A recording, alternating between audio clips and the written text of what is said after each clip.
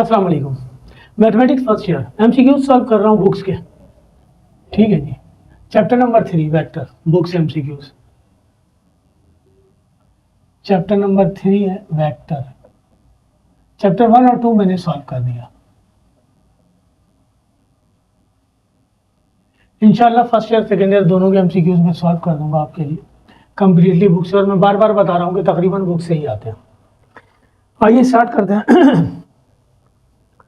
The unit vector in the direction of, हमें पहला MCQs दिया हुआ है कि एक यूनिट वेक्टर निकालना है इस डायरेक्शन में। एक वेक्टर दिया हुआ है, पोजीशन वेक्टर दिया हुआ है, इसका यूनिट वेक्टर निकालना है 2i + j - k। Unit vector निकालने का फॉर्मूला है गिवन वेक्टर का, जो वेक्टर दिया हुआ है वो प्लस उसका मैग्नीट्यूड। तो वेक्टर का मैग्नीट्यूड निकालेंगे तो वेक्टर आर का मैग्नीट्यूड, वेक्टर आर का मैग्नीट्यूड निकालेंगे हम, वेक्टर आर दिया हुआ है तो अंडर रूट मैग्नीट्यूड निकालने का फार्मूला आई कंपोनेंट का स्क्वायर प्लस जे कंपोनेंट का स्क्वायर प्लस के कंपोनेंट का स्क्वायर। तो ये हो गया 2i + j - k। 2 का स्क्वायर 4 + 1 + 4 + 1 5, 5 + 1 6 में डायरेक्ट लिख दे रहा हूँ। इसे उसने इस फॉर्म में लिखा है ऑप्शन में, तो ये आंसर हो गया इसका। यूनिट वेक्टर निकल आ गया गिवन वेक्टर का। पहले ही ऑप्शन दिया हुआ है सही, 1/√6। एमसीक्यूज नंबर 1 1/√6, इसका सही ऑप्शन ये है 1/√6 2i + j - k। MCQs number 2, MCQs number 2 में वो कह रहा है कि the magnitude of a cross b represent a cross b, दो वेक्टर दिया हुआ है, एक a और एक b। इसका मैग्नीट्यूड किसे रिप्रेजेंट करता है? इसका मैग्नीट्यूड रिप्रेजेंट करता है एरिया ऑफ पैरेललोग्राम को। और अगर ये हाफ से डिवाइड हो जाए तो मैग्नीट्यूड रिप्रेजेंट करेगा एरिया ऑफ ट्रायंगल को। तो यहाँ तो कह रहा है कि a क्रॉस b का मैग्नीट्यूड किसे रिप्रेजेंट करता है? Of dash of a parallelogram with adjacent side a and b। तो वही एरिया ऑफ पैरेललोग्राम, एरिया को रिप्रेजेंट करता है, area of parallelogram. MCQs number 3, MCQs number 3 में वो कह रहा the volume of tetrahedron determined by the vector. Formula है हमारे पास आखिरी एक्सरसाइज में, इसके हमने सॉल्व भी किया हुआ है 1/6 a b और वेक्टर c।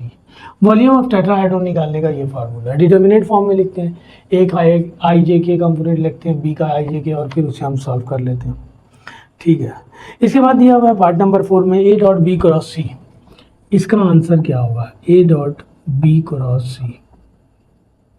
सही, या तो इस तरह हम एक लिख सकते हैं a.b क्रॉस a.c, या हम क्रॉस और डॉट को प्रॉपर्टी के अकॉर्डिंग इंटरचेंज कर सकते हैं। आपके पास बुक में जो ऑप्शन में जो आंसर दिया हुआ है वो ये दिया हुआ है कि डॉट और क्रॉस को हमने इंटरचेंज कर लिया, इससे वैल्यू पर कोई इफेक्ट नहीं पड़ता। वेक्टर में वेक्टर की कंडीशन चेक, यानी b क्रॉस c लिखा हुआ है, c क्रॉस b लिख दूंगा तो माइनस में आ जाएगा ये। सही है ना? तो डॉट और क्रॉस को इंटरचेंज करेंगे तो कोई साइन चेंज नहीं होगा। तो इसके ऑप्शन में आंसर दिया हुआ है ये हमारे पास जो है ना 4th a cross b dot c। सही है। डॉट और क्रॉस को इंटरचेंज कर दिया तो इसे इस तरह लिख दिया उसने, e क्रॉस यहाँ आ गया तो ये हो गया a क्रॉस b, और c डॉट वहाँ चला गया तो डॉट c हो गया। तो ये ऑप्शन दिया हुआ है एमसीक्यूज नंबर 4 का, a cross b dot c। Dot और क्रॉस इंटरचेंज हुआ है। सही है ना? प्रॉपर्टी है ये हमारे पास। एमसीक्यूज नंबर 5 कह रहा है if A and B are parallel. अगर ए और बी पैरेलल हो तो ए डॉट बी किसके इक्वल होता है? तो ए डॉट बी निकालने का हमारे पास फार्मूला है magnitude of A magnitude of B cos theta. और जब दो वेक्टर पैरेलल हो तो एंगल बनता है 0 डिग्री का। ए डॉट बी इक्वल होता है magnitude of A magnitude of B cos theta. Parallel की सूरत में एंगल 0 डिग्री का होता है, तो कॉस 0 1 हो जाता है, तो बच जाएगा magnitude of A magnitude of B cos 0 1 के इक्वल होता है। तो ये बच जाएगा magnitude of A magnitude of B. इसे हम इस तरह भी लिख सकते हैं ए बी, इसी फॉर्म में लिखा हुआ ऑप्शन में आंसर। इस पर वेक्टर का साइन नहीं है, हाफ एरो बना हुआ नहीं है, इसका मतलब ये मैग्नीट्यूड है, तो लिखा हुआ ऑप्शन में answer A B. MCQs number 6, MCQs number 6 में वो कह रहा है कि if 3 vector A B and C are coplanar. अगर 3 वेक्टर कोप्लेनर हो तो हम अगर डिटर्मिनेट उनका निकालें, इस फॉर्म में लिखा हुआ है ए बी सी, ये किसके इक्वल होगा, तो ये 0 के इक्वल होगा, कॉप्लेनर होगा तीनों वेक्टर, तो यहाँ आंसर में लिख देंगे 0। एमसीक्यू नंबर 7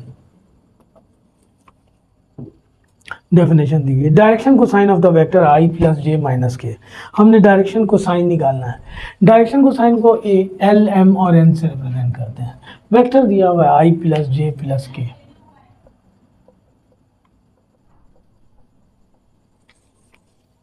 वेक्टर दिया हुआ आई प्लस जे माइनस के दिया हुआ, इसका डायरेक्शन कोसाइन निकालना है। डायरेक्शन कोसाइन निकालने के लिए इसका मैग्नीट्यूड निकाल लेते हैं, जो भी वेक्टर दिया हुआ है उसका, आई कंपोनेंट का स्क्वायर प्लस जे कंपोनेंट का स्क्वायर प्लस के कंपोनेंट का स्क्वायर, ये हो जाएगा 1 + 1 + 1, ये आ जाएगा √3। तो पहले वाले का डायरेक्शन कोसाइन, आई के साथ कंपोनेंट मल्टीपल में कुछ भी नहीं है तो 1/√3, इसके साथ भी मल्टीपल में कुछ नहीं है तो 1/√3, एल ये एल आ गया, ये एम आ गया, और दूसरे -1 है तो 1/√3। तो डायरेक्शन को साइन आ जाएगा 1/√3, फिर कॉमा 1/√3, हर एक का अलग अलग आएगा। आई कंपोनेंट के साथ जो डायरेक्शन को साइन होता है उसको एल से रिप्रेजेंट करते हैं, जे के साथ जो होता है एम से, और के साथ जो होता है एन से। तो दिया हुआ यहाँ हमारे पास 1/√3, यही ऑप्शन में आंसर दिया हुआ 1/√3, कॉमा 1/√3, कॉमा -1/√3। MCQs number 8।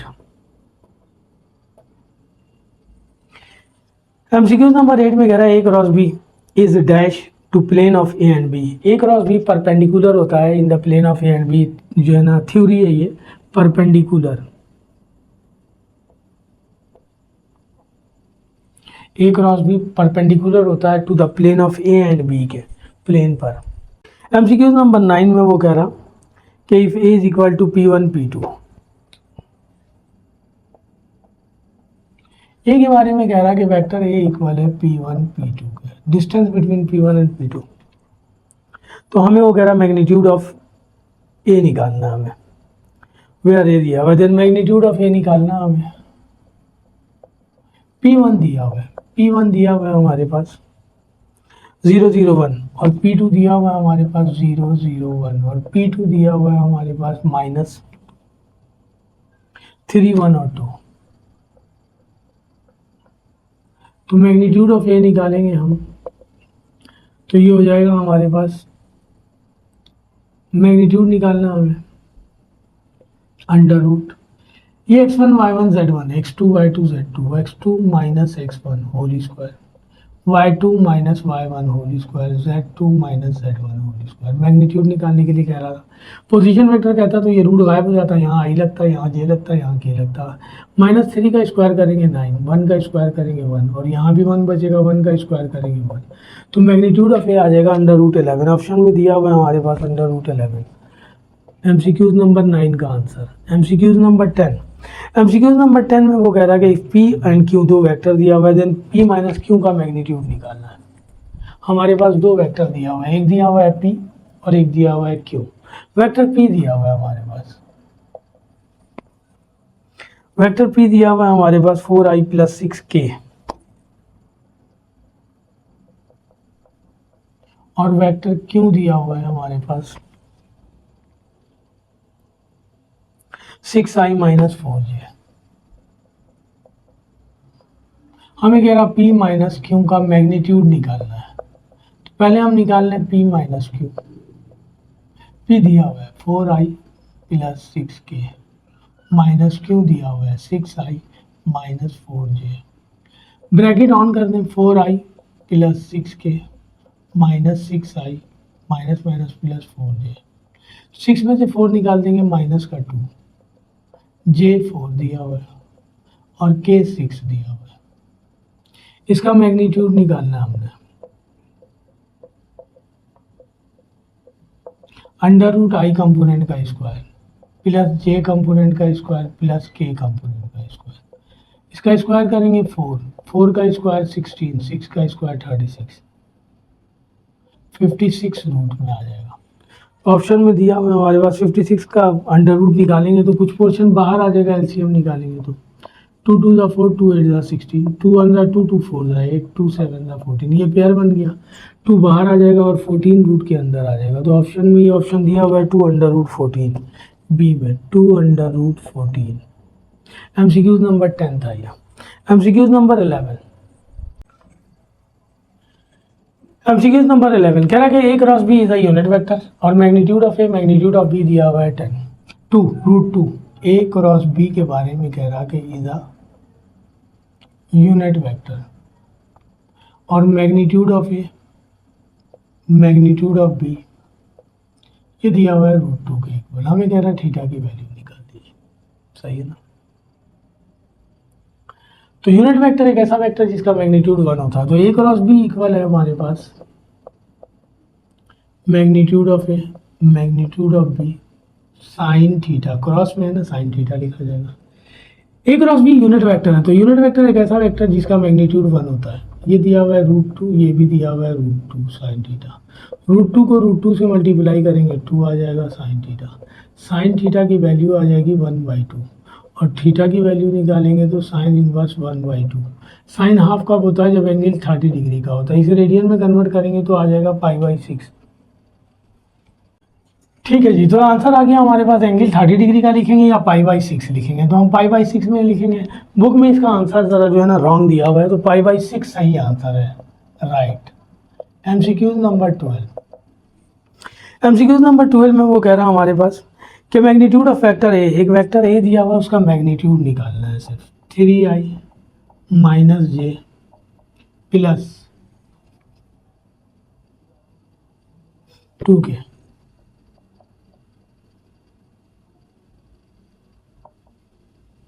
इसका मैग्नीट्यूड निकालेंगे तो अंडर रूट आई कंपोनेंट का स्क्वायर प्लस जे कंपोनेंट का स्क्वायर प्लस के कंपोनेंट का स्क्वायर। 3 का स्क्वायर 9, 1 का स्क्वायर 1, 2 का स्क्वायर 4, 14 आ जाएगा। तो अंडर रूट 14 लिख दें। यही ऑप्शन में दिया हुआ है एमसीक्यूज नंबर 13। सही है।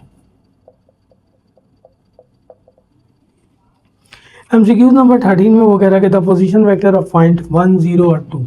एक पॉइंट दिया हुआ है 1, 0, 2, इसका पोजीशन वेक्टर लिखना है। तो ये आई कंपोनेंट है, ये जे कंपोनेंट है, ये के कंपोनेंट है। 1 × i, 0 × j प्लस 2 × k।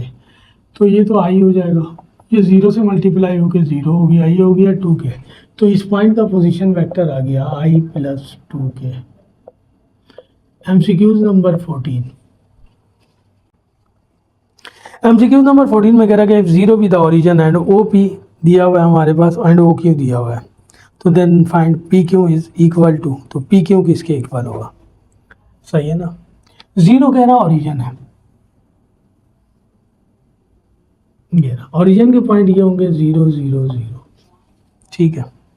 और वो कह रहा है कि ओ पी, ओ से लेके पी तक, पी एक कोई पॉइंट ले लेते हैं, यहाँ ले लेते हैं पी, और क्यू एक पॉइंट ले लेते हैं, यहाँ ले लेते हैं क्यू।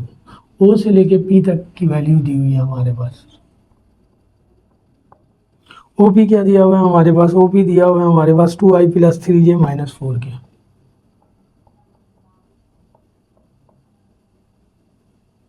और ओ से लेके क्यू तक दिया हुआ है हमारे पास पॉइंट, ओ क्यू दिया हुआ है हमारे पास 5i + 4j - 3k। हमें कह रहा निकालने के लिए पी क्यू, ये निकालने के लिए कह रहा ट्रायंगुलर लॉ अप्लाई करेंगे यहाँ से यहाँ तक। ये ट्रायंगुलर लॉ के मुताबिक किसी दो साइड का सम थर्ड साइड के इक्वल होता है। मैं अगर इसे इस तरह चला दूँ तो O P + P Q equal हो जाएगा, ये इस डायरेक्शन में जाएगा ओ क्यू, यानी फार्मूला ये बनेगा O P + P Q equal to O Q. Resultant vector आ गया, हमें निकालना है पी क्यू। तो ये हो जाएगा O Q - O P. O Q की वैल्यू दी हुई है 5i + 4j - 3k minus O P की वैल्यू दी हुई है 2i + 3j - 4k minus bracket on कर दें 5i + 4j - 3k। ये हो जाएगा -2i - 3j प्लस का 4k। 5 में से 2 निकालेंगे बच जाएगा 3i, 4j में से 3j निकाल देंगे 1j बच जाएगा, और 4k में से 3k निकाल देंगे k बच जाएगा। तो ये आ गया हमारे पास पी क्यू। सही है। पी क्यू निकालने के लिए कह रहा तो हमारे पास ऑप्शन में आंसर दिया हुआ है 3i + j + k। तो लिख देंगे 3i + j + k। MCQs number 15, MCQs number 15 में वो कह रहा है कि के क्रॉस जे किसके इक्वल होगा।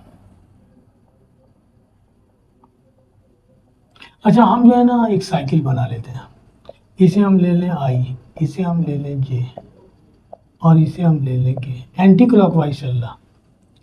तो आई क्रॉस जे जो बच गया वो रिजल्ट आएगा के, जे क्रॉस के जो बच गया रिजल्ट आएगा आई, और के क्रॉस आई जे के इक्वल हो जाएगा। ये तो रिवर्स चल रहा, के क्रॉस जे, तो के क्रॉस जे इक्वल हो जाएगा, जो बचा वही रिजल्ट में आएगा, लेकिन चूंकि ये क्लॉकवाइज चल रहा इसलिए जो है ना हम माइनस मिलेंगे, तो यहाँ लिख देंगे माइनस आई। ऑप्शन में यही दिया हुआ है हमारे पास कि के क्रॉस जे इक्वल है माइनस आई के। अच्छा, अब हमारे पास दिया हुआ है कि if एक magnitude of A cross B equal है magnitude of A dot B के, देन फाइंड द एंगल। तो हमें कह रहा है कि angle between A and B क्या होगा ये बता दीजिए। कंडीशन ये दी हुई है 16, एमसीक्यूज नंबर 16 कह रहा है कि magnitude of A cross B और magnitude of A dot B दोनों इक्वल है। ए क्रॉस बी का मैग्नीट्यूड निकालेंगे तो magnitude of A magnitude of B cos theta, sorry sine theta. A dot B का निकालेंगे तो ये हो जाएगा magnitude of A magnitude of B cos theta. ये दोनों सेम है, कैंसिल हो जाएगा, ये बच गया sine theta equal to cos theta. इसको यहाँ ले आए तो ये हो जाएगा sine theta over cos theta, यहाँ 1 बच गया, ये हो जाएगा tangent theta equal to 1। Theta की वैल्यू निकालेंगे tan इनवर्स 1। tan इनवर्स 1 कब होता है, जब एंगल 45 डिग्री का होता है। तो कैलकुलेटर दे देगा आपको पास 45 डिग्री, रेडियन में लिखेंगे π/4 आ जाएगा, यहाँ π/4 ही दिया हुआ है। तो एमसीक्यूज नंबर 16 π/4 ऑप्शन में मौजूद है π/4। एमसीक्यूज नंबर 17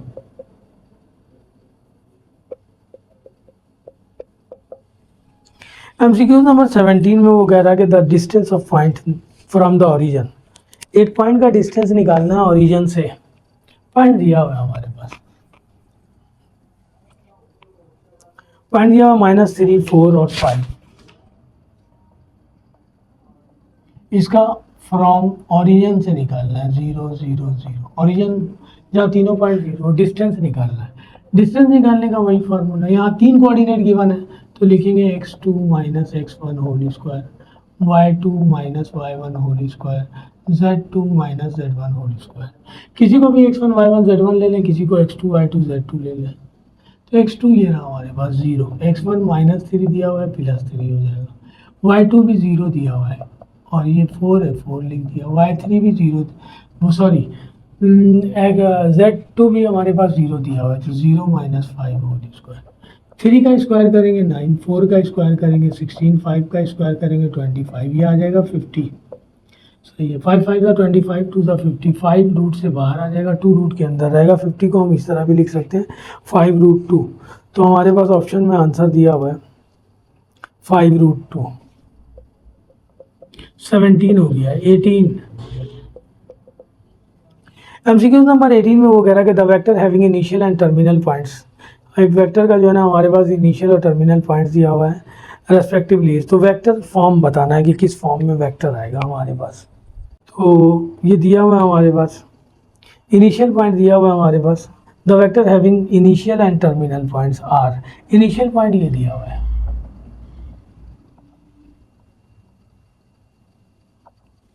क्या दिया हुआ है हमारे पास 250, टर्मिनल पॉइंट दिया हुआ है, क्या दिया हुआ है हमारे पास -3, 7 और 4। हमें वेक्टर निकालना है तो वही लिखेंगे x2 - x1i, y2 - y1j plus z2 - z1k।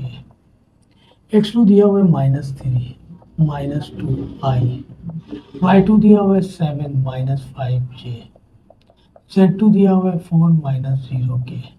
तो ये आ जाएगा -5i, ये हो जाएगा 2j और ये हो जाएगा 4k।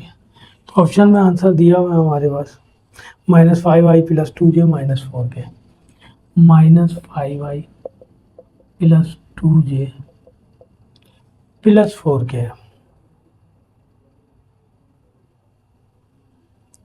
+ 4k। MCQs number 19 MCQ number 19 में वो कह रहा है कि मैग्नीट्यूड ऑफ ए दिया हुआ है 10 और मैग्नीट्यूड ऑफ बी दिया हुआ है √2 और ए डॉट बी दिया हुआ है 0, then value of A cross B निकालना है। एमसीक्यू नंबर 19 थोड़ा लेंदी है, दिया हुआ है magnitude of A cross B की वैल्यू कह रहा फाइंड कर दीजिए और मैग्नीट्यूड ऑफ ए दिया हुआ है 10, मैग्नीट्यूड ऑफ बी दिया हुआ है 2 और ए डॉट बी दिया हुआ है 0। तो पहले हम एंगल निकाल लें। ए डॉट बी इक्वल होता है magnitude of A magnitude of B cos theta. A dot B की वैल्यू 0 है, ये दिया हुआ है 10, ये दिया हुआ है 2 और कॉस थीटा, ये यहाँ के 0 हो जाएगा। इसका मतलब cos theta equal to 0, theta equal to cos inverse 0। Cos 0 कब होता है? जब एंगल 90 डिग्री का होता है।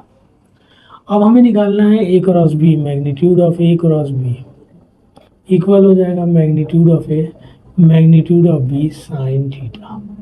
मैग्नीट्यूड ऑफ ए 10 और ये 2 दिया हुआ है, साइन एंगल आ गया 90 डिग्री, साइन 91 होता है तो ये 20 आ जाएगा। तो एमसीक्यूज नंबर 19 का आंसर आ गया 20। MCQs number 20 last MCQs number 20 में वो कह रहा कि the number of vector of unit length perpendicular to the plane of the vector, सही है ना, the number of vectors of unit length perpendicular to the plane of the vector. वो कह रहा है कि हमें नंबर ऑफ वेक्टर बताना है जो दो वेक्टर के प्लेन पर परपेंडिकुलर है, तो नंबर ऑफ वेक्टर 2 ही होगा। तो इसका आंसर आ जाएगा हमारे पास 2। ये भी थ्योरी है हमारे पास, कुछ सवाल ऐसा थ्योरेटिकल देते हैं। जब कोई वेक्टर दो वेक्टर के प्लेन पर परपेंडिकुलर हो तो 2 ही वेक्टर होंगे हमारे पास, और अगर एक वेक्टर के प्लेन पर परपेंडिकुलर हो तो एक वेक्टर होगा। तो ये हमारे पास चैप्टर नंबर 3 है। चैप्टर नंबर 3 के भी तमाम एमसीक्यूज मैंने कर दिए। इंशाल्लाह नेक्स्ट क्लास में चैप्टर नंबर 4 के करूँगा। वीडियो अच्छी लगे तो लाइक कीजिए, सब्सक्राइब कीजिए एंड शेयर भी कीजिए। अल्लाह हाफिज़।